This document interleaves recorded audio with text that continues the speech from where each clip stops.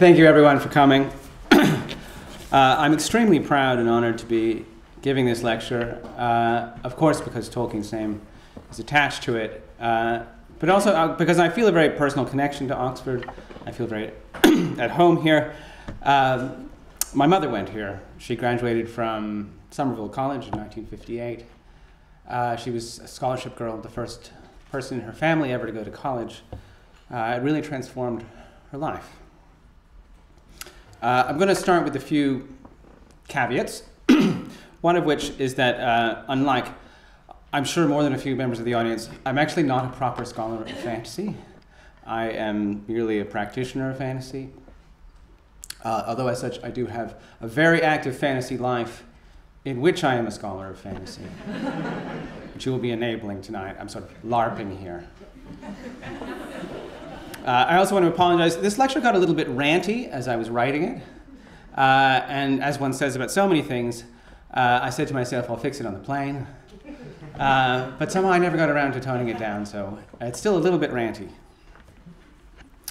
As it happens, at the time when I was invited to do this lecture, I was actually reading some biographical material about Tolkien and Lewis. There's a new book coming out called The Fellowship about the Inklings. It's very good.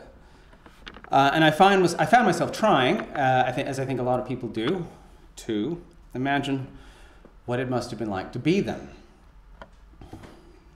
What it must have been like, what it must have felt like to them to write fantasy, what fantasy could possibly have meant to them, what they would have thought about the thing that we call fantasy today, and what a very different sort of thing it has become. And I began thinking about ways to describe that difference, or measure it, or map it. I'm going to sort of over-focus on Tolkien and Lewis because I particularly love their work. Obviously, there was already a modern fantasy tradition in place and happening when they wrote, but I do think that they transformed it.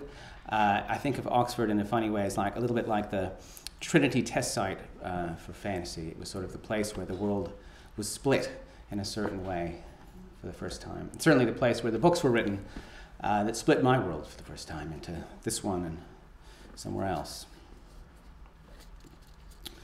You get the sense when you read about Tolkien and Lewis and their writing that they were not in any particular way, in any self-aware way, laying the foundations of what would become a massively popular genre and an institution that would make possible World of Warcraft and Harry Potter vibrating broom toys.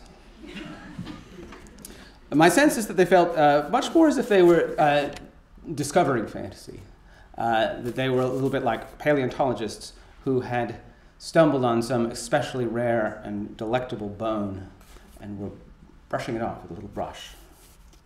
They encountered it at first as little fragments, which then they proceeded to restore and then extrapolate from to sort of recreate this whole sort of lost world that had been shattered. When I say this, I'm thinking of some of Lewis's famous early moments of inspiration, my favorite of which is the Squirrel Nutkin one. Lewis, I think it's in Surprised by Joy, has a very eloquent description of his first reading of Squirrel Nutkin, through which he felt as though he was accessing something much greater than Squirrel Nutkin, if that can be imagined.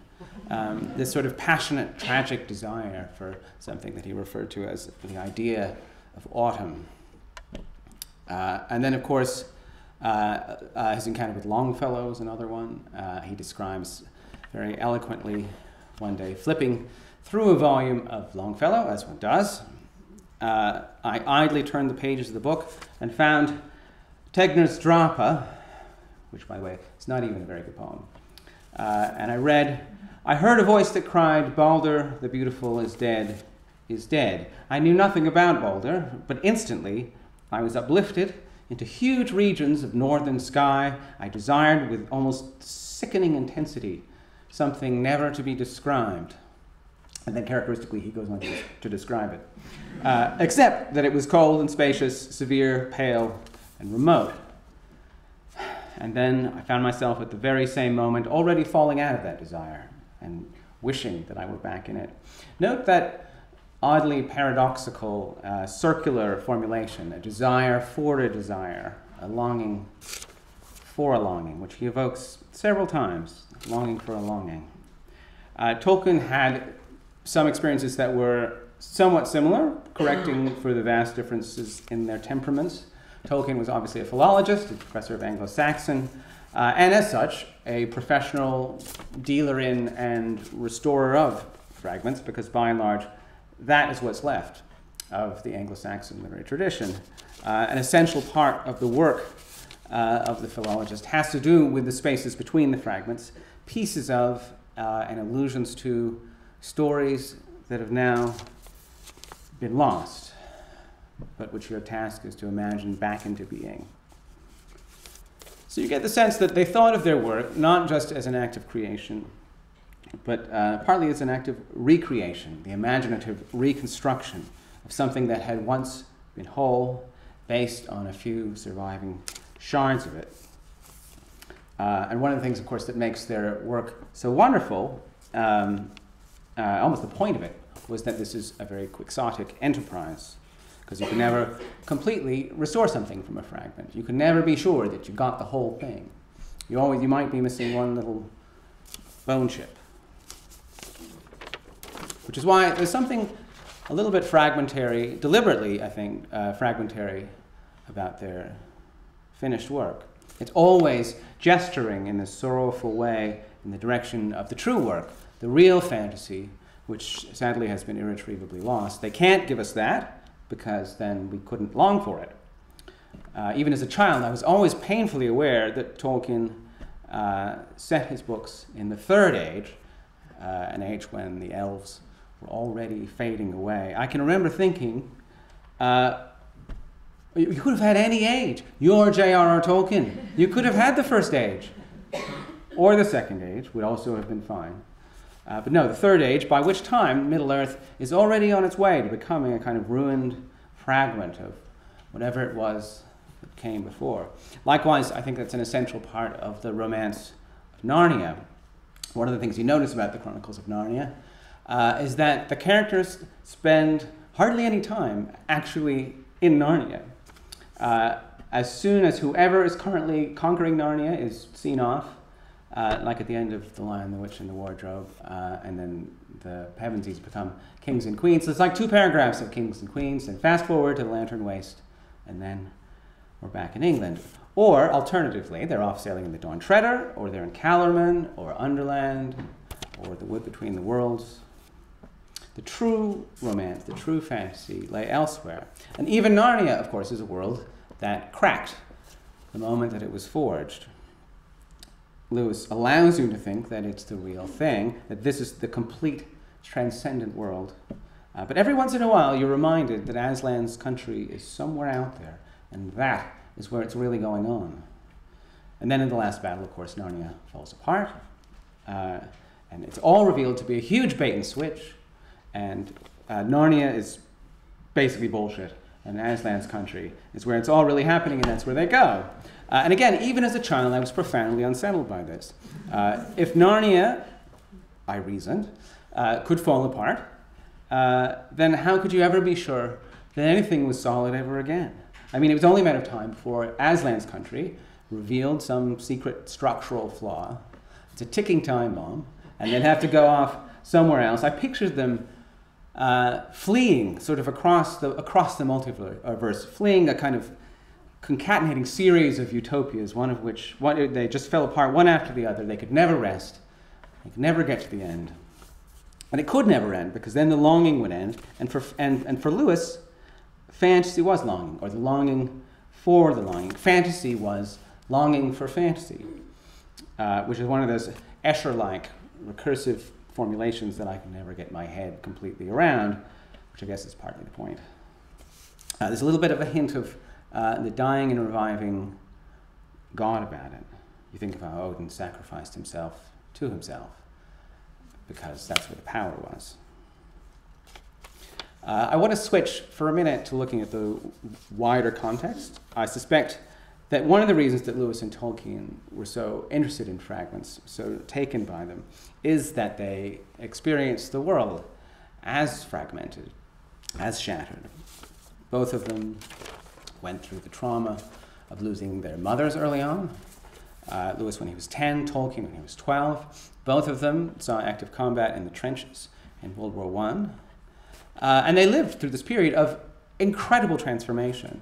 They witnessed the entire bloody birth of modernity, which in particular was a technological transformation, which I think is important. They saw cities become electrified. They saw gaslight replaced by incandescent light. They saw horses being replaced by cars and trucks, mass urbanization, industrialization, the rise of mass media, radio and movies, rise of psychoanalysis, the advent of mechanized warfare. They witnessed the beginning of aerial bombing, the first weapons of mass destruction. These changes exploded the world of their childhoods, that world they could barely remember, the one where their mothers were still alive, to the point where fragments were all that were left of it. And of course, they weren't the only ones who felt this way. This idea was reflected all across modernism. The wasteland is entirely made out of fragments. These fragments I've shored against my ruin. Writers like Woolf and Joyce and Faulkner, who shattered the novel into fragments. These writers, who were mostly a bit older than Lewis and Tolkien, 5 or 10 years, but they lived through the same catastrophe. And as artists, they had a completely, in fact, precisely opposite response. Instead of reconstituting the world based on fragments, they looked at the shattered world around them, and they created a kind of shattered art to reflect it. Lewis and Tolkien had the equal and opposite impulse. They tried to imagine what an unshattered world would look like, what a whole world would look like. And it looked like Narnia. And now I want to skip ahead a little bit to what the world looks like now. I was born in 1969, so my first encounters with fantasy, the way that I discovered it, it happened in the 1970s, 1980s, and it was a very different kind of experience than the one that Lewis and Tolkien had. A lot had changed. For one thing, this was a world that had Lewis and Tolkien in it, and they had changed the world completely. One of the changes was that fantasy was no longer scarce. You didn't have to go paging through Longfellow to find it. It was a massively popular genre. It was an industry. You didn't have to dig for the dinosaur bones. They were everywhere. You could just pick them up. Fantasy was in movies. It was on TV. I may be the only person who remembers Wizards and Warriors from 1983, but I still insist that it happened. I was going to do a slideshow to accompany this, but I gave up when I tried to find a picture of Wizards and Warriors. Can't find it. I do remember it very clearly. Fantasy was in comic books, role-playing games, on lunchboxes. It was airbrushed, the signs of vans.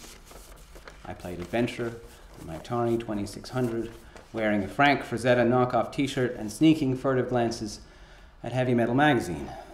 Fantasy wasn't scarce, and it wasn't particularly fragmentary anymore. I can recall my own first glimpse of Balder. It was very different from Lewis's. It will shock you to know that it was not in Longfellow.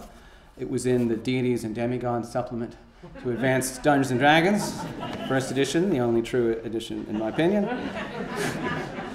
Balder was a complete badass, 388 hit points, -4 armor class. That was back in the day when armor class got better when the numbers got lower, so -4 was pretty good. And I believe there's a 1% chance that if there are any women in the party whose charisma was over 15, they would be so charmed by him that they would have to become his slaves for life. In his holdings, I think the phrase was, I'm really puzzled over that. He's going to take them back to his holdings. Couldn't picture it. But what I want to draw your attention to is how unfragmentary fantasy had become. I encountered fantasy as these large, very fleshed out, massively detailed systems. Along the lines of Tolkien's Legendarium, which of course is the canonical example, still the champion, but it was not the only example. Fantasy worlds were thick on the ground by that time. There was Xanth, there was Pern, Nuon, Britannia, Melniboné, Earthsea, Greyhawk. It was whatever world Shannara took place in, which I can't remember what it's called, but it's not called Shannara. I'm not going to make that mistake. These were not fragments, they were holes. And actually they were kind of massively whole holes. The first thing you notice about these books and these worlds is how hugely fat they are and how complicated they are. It's like fantasy could remember its early fragmentary days and it had sworn an oath that it would never be hungry again. It was a different kind of experience. The reconstruction of the lost world had already been accomplished, which meant that as a reader and as a writer, it wasn't as immediately obvious to me what my job was. These were fantasies that didn't particularly need me, or not the way Beowulf needed Tolkien or Squirrel Nutkin needed C.S. Lewis. And another difference was that fantasy was ever so slightly disenchanted, and I want to choose my words carefully here. It had been slightly shop-soiled. There was a lot of really bad fantasy around. It had become divorced from the Christian faith that had stood behind so much of what Lewis and Tolkien had wrote. Socially, it had a slightly losery quality to it. It was one of the few things that were hated both by my parents and by other kids. And it had become a business. In fact, it was a hugely profitable industry. These worlds were very much products that you bought. People had noticed that this sense of unfulfillable longing, a longing for a longing, is also pretty much the definition of the perfect capitalist commodity. Something you can buy over and over and over again, and you still can't get enough of it. And people did buy it. I certainly bought it many times. And I don't want to make the mistake of saying that fantasy was great then, and it was crap by the time I got there. It's not true at all. I didn't have to fight in World War I, for example. I also feel very confident that C.S. Lewis would have had a keen appreciation for Heavy Metal magazine. It was just a very different kind of experience. The environment had sort of flipped. Fantasy was no longer rare, it was hyperabundant, it was no longer precious, it was cheap, it was no longer fragmentary. It came to you pre-assembled, batteries included, and if I wanted to, I could binge on fantasy. I could consume it to the point where I felt a little bit sick, and I did, very frequently. But it raises a question, for the writer of fantasy, what is the task of the fantasist when all the fragments have already been reconstructed, when every single dinosaur has been reassembled and then wired together, put in museums behind velvet ropes, and then genetically reconstituted, and so it's running around in Jurassic Park? But put another way, once you have gorged yourself to the point of nausea, what do you long for? If Tolkien and Lewis started with fragments of a lost world, I felt like I was starting with a world that had been, in a way, twice lost. Once when it was shattered, and then again when it was reconstructed into a whole again, which then became a little bit disenchanted. It had been lost, and then found, and then in a different way, lost again. The old magic trick, the Narnian bait and switch, didn't work as well as it used to. It had been done too many times. Fantasy, to me, the way I experienced it, wasn't a longing for a longing. It's more like Edmund with the Turkish delight. You're longing for something that you've already had, and you already know it wasn't quite what you wanted, but you keep wanting it anyway. Fantasy for me was not a longing for a longing, it was more like a requiem for a longing. And it placed me in a different position as a reader, but especially as a creator, as somebody who wanted to write fantasy. The story is, you're not Lucy exploring a world and discovering it for the first time, because you've already been there and back again. You're sort of more like the Grail Knight of the Wasteland. You're crossing a dead land, and trying to figure out how to bring it back to life. Fantasy becomes a little bit, like I said before, a dying and reviving god, a little bit like Baldur. And your job is to bring about Ragnarok, when Baldur can return to the land of the living. And of course, this changes the way you write fantasy. I certainly don't think it's an accident, the rise of fantasy that is aimed more specifically at adults, when the idea of transcendence doesn't seem as plausible maybe as it once did. You tend to focus more on the task of existing in a world where transcendence is not going to happen. I think Neil Gaiman's American Gods is a good example of this. The camera, broadly speaking, is not following Lucy anymore. It is following Susan, who is doing the things that you do when you're stuck in a non-transcendent world, namely growing up and drinking and having sex. And you write about these worlds differently. You don't treat them as fantastic. You write about them the same way. You write about them the same way that you would write about mundane worlds. Narnia, using the ordinary tools and conventions of realism. Narnia has no economy that I'm aware of, but more and more fantasy worlds do. And not only that, they have ecologies and geologies. I'm thinking of Stephen Erickson and the Malazan Book of the Fallen. He often says in interviews that he began with geology. He built it starting with the tectonic plates, and he went up from there. Magic has rules now. One of the watershed moments for me as a fantasist came when I was reading book 4 of Robert Jordan's Wheel of Time series, which I'll jog your memory if you can bring it to mind. That was The Shadow Rising. When someone asks Rand, what's he doing when he uses magic to extinguish a candle? And he says, oh, well, I just took the heat from the candle and I sort of spread it around in the stones that make up the fireplace. And I thought, oh my God, he's observing the laws of thermodynamics. Gandalf would not have put up with that shit. But Gandalf isn't here anymore. Another thing you notice about fantasy worlds now is that they're very knowable. There is very little of them that is shrouded in mystery. It is all very highly organized and systematized and brightly lit. And I'm thinking in particular of Harry Potter, which after Dungeons & Dragons is probably the most rigidly, systematically gridded fantasy universe ever devised. Harry's world it's magical and marvelous. I'm actually a huge Harry Potter fan, and I always have been. But it's not a mysterious world. It's a world where magic is something that you can teach to children in a school. Think how much less wild and dangerous the magic is there than even compared with what they taught in Earthsea on the island of Roke. There are only very, very few places on the map where the Potterverse becomes genuinely weird and unknowable. And even those places are clearly marked. You know exactly where they are. Where are the mysteries? They're in the Department of Mysteries. You know exactly where that is. It's under the Ministry of Magic, basement level 9. I think that there's more of an emphasis on psychology now. One of the things you do when the world begins to lose meaning is you turn inward. That's what the modernists did. One of the things that, just mentally, rule of thumb, I always used to create a distinction, to imagine the distinction between the fantasists and the modernists were that the modernists created these sort of interior cathedrals, these incredibly complex, detailed interior worlds for their characters. Whereas the fantasists focused on the exterior world building. All the labor, all the complexity, all the amazingness went into the landscape. But more and more, I've seen people sort of cross the streams and do both inner and outer at the same time. And maybe most of all, I feel like what we're doing is writing second-order fictions. This is not a situation where you're building up a whole out of fragments. You're building on top of the ruins, and you're stealing stones from them as you go.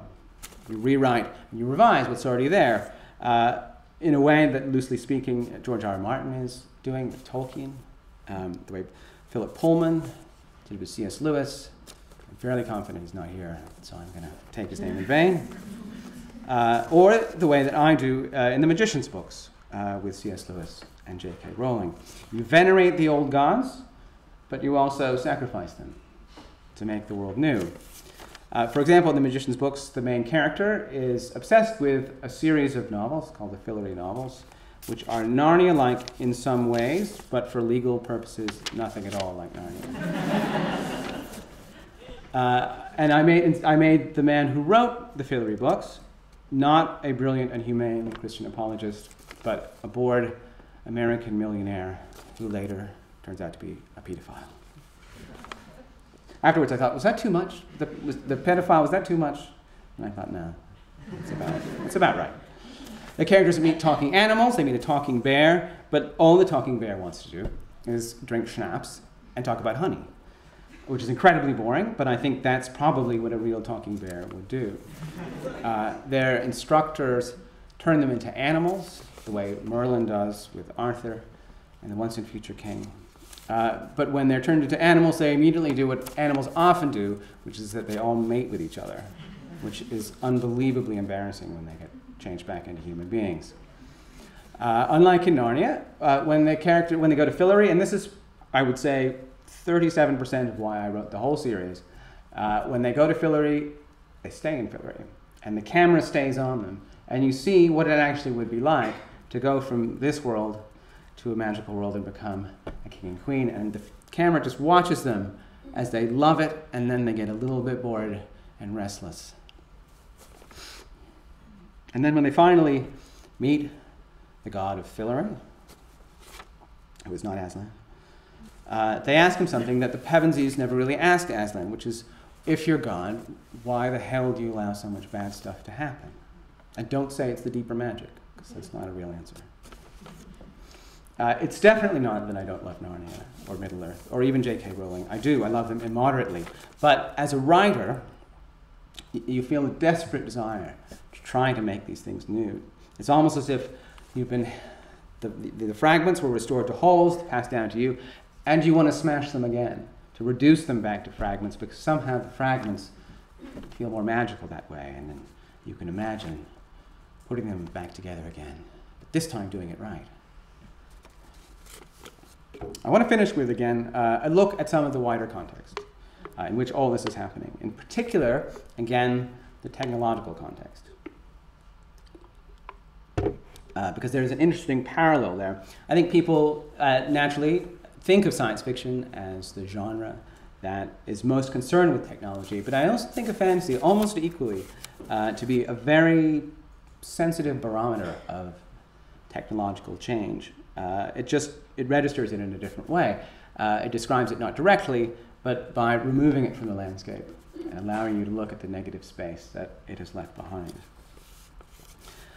I talked before about how Lewis and Tolkien lived through this incredible period of drastic technological change. One of the reasons this is interesting to me is that I think we have that in common with Lewis and Tolkien. We too have lived through an enormous technological transformation. I think if my generation is remembered for anything, which is still on the bubble, it will be as the last generation of human beings who remember what the world was like before the internet. But it is a very different kind of technological change than the one that Lewis and Tolkien went through. Their technological transformation was it was one of infrastructure and transportation. It was very physical, it was very visible. Cars, tanks, electricity, electric light. The world looked very different to them than it had before. Whereas the transformation that we saw in the 1990s and the 2000s was much more of an invisible one. It took place in the realm of communications and information. When I look around the world today, it doesn't look that much different from the world that I knew as a child. But it is different because it feels different. It feels different to be a human being in it. The way you do things and the way you go places largely has not changed, but other things have. The way you read, the way you know things, the way you communicate with other people. I think my generation experiences a sense of loss too. I don't think we talk about it very much. I'm not even sure, generally speaking, how aware of it we are. And it is just a shadow of what Lewis and Tolkien and the modernists experienced. But I think it's very real. And it's reflected in the way that I write, especially the way that I write fantasy. Our world, it hasn't been physically shattered the way their world was. If anything, it has been bound more tightly together. It looks just the same, but it's now contained within a web of connections, the internet, cell phones, social networks. You could even compare it to Middle-earth in a way. Just look at your iPhone. In a lot of ways, it's like a Palantir. Except, if we're being honest, it's way more feature-rich than a Palantir. The Palantir could not run Angry Birds. They did not have Tinder.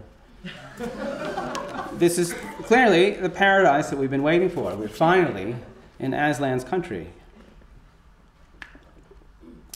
Except we're not, are we? The kinds of connections that technology creates break other kinds of connections. Your phone gets between you and the world. You don't look up at the sky anymore to check the weather. You look at your phone. People, or at any rate me, neglect their immediate families for total strangers on Twitter, using devices made in Chinese factories by people who want to kill themselves. People keep saying we're in Narnia, but it's increasingly obvious that these are still the Shadowlands. A change has occurred. Another change. It's a subtle change. It's an invisible change. But it's very real. Just as when we write fantasy, we're not working with fragments anymore. We're also not dealing with a shattered world anymore. Because this is not an obviously fragmented world. Or if it is a shattered world, it's a shattered world where you can't see the cracks. This world, our world, is a broken world that looks whole. It is a dead world that looks startlingly lifelike. And to me, the task of the fantasy writer is to try to figure out how to bring that world back to life, or failing that, to at least try to imagine what that would feel like. Thank you.